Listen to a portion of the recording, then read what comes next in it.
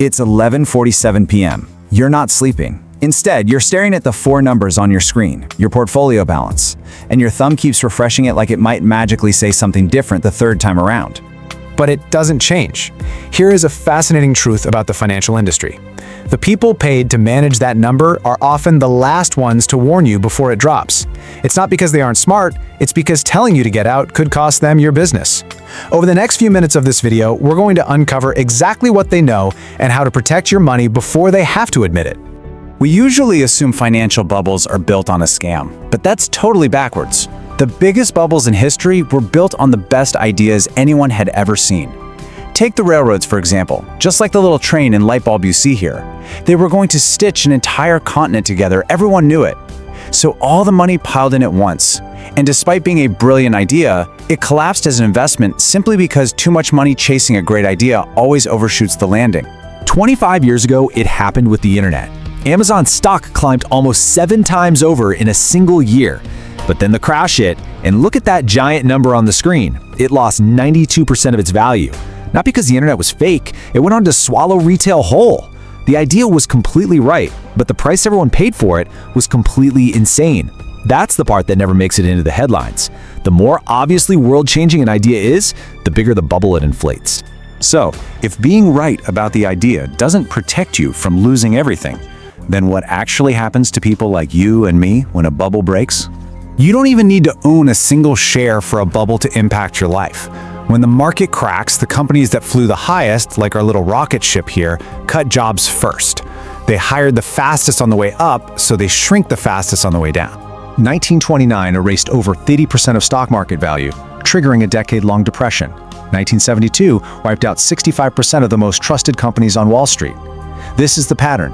When overpriced ideas snap back, they don't just take investors down. As you see illustrated here, they take down factory hiring, the wages in your wallet, and skyrocket the price of everything in your grocery cart. You feel this whether you've ever bought a stock in your life or not. Which raises the obvious question.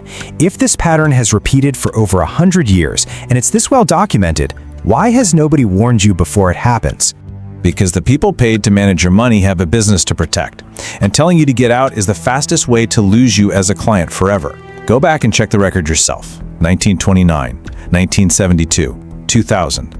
During the peak of the dot-com bubble, one veteran fund manager stood in front of 400 professional market experts. He asked them one question. If the market fell back down to a historically normal price sometime in the next 10 years, would that guarantee a serious downturn? Every hand went up. Yes. Then he asked, do you think that's actually going to happen? Almost every hand went up again. The analysts already knew. But the firm selling you the product kept smiling, kept telling you to stay the course. That's not an accident. That is the business model. So, if the professionals already privately agree that we're overdue for exactly this kind of correction, what does the picture actually look like today in your own account? Currently, as you can see in this chart, a massive 80% of technology wealth is concentrated in one single race: artificial intelligence. A handful of the largest companies are pouring hundreds of billions of dollars into this one idea. They are racing toward the same finish line, because whoever gets there first believes they win the entire market.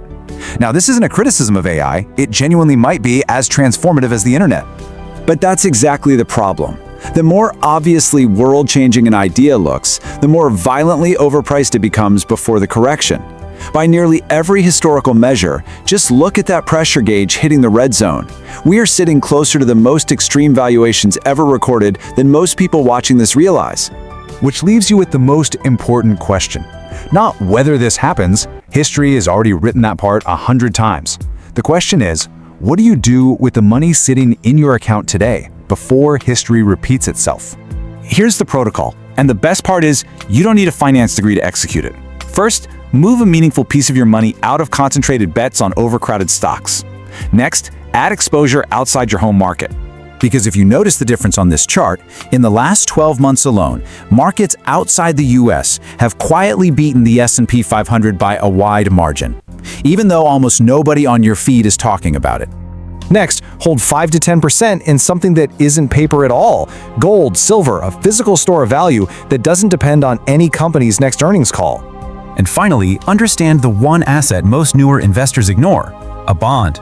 Strip away the jargon, and a bond is just a loan. You lend money to a government or a company, they pay you a fixed rate for a set time, and you get your money back. At the moment, you can lend the US government your money for 10 years and collect roughly 4.5% annually, guaranteed, just for sitting on the couch and doing absolutely nothing. How nice of them.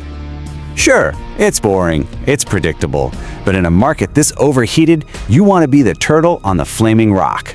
Boring is exactly what survives the fire. Say this back to yourself because this is your main takeaway for tomorrow morning. Bubbles are just the best ideas in the room, overpriced by the crowd. When they break, they take everyday prices down with them, and the professionals rarely sound the alarm first because the warning costs them their business before it ever costs you $1. The fix is simple. Diversify away from the crowded trade. Hold physical stores of value, and let boring do what boring has always done. In every single cycle in history, survive what exciting could not. But knowing what to hold is only half the battle.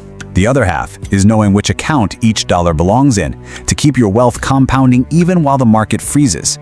That's exactly what we break down in our Wealth Autopilot video linked right after this one.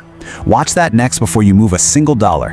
And if this video from Before You're Rich helped you finally understand how a bubble works from the inside, hit subscribe because the next one is already forming and I want to make sure you're ready.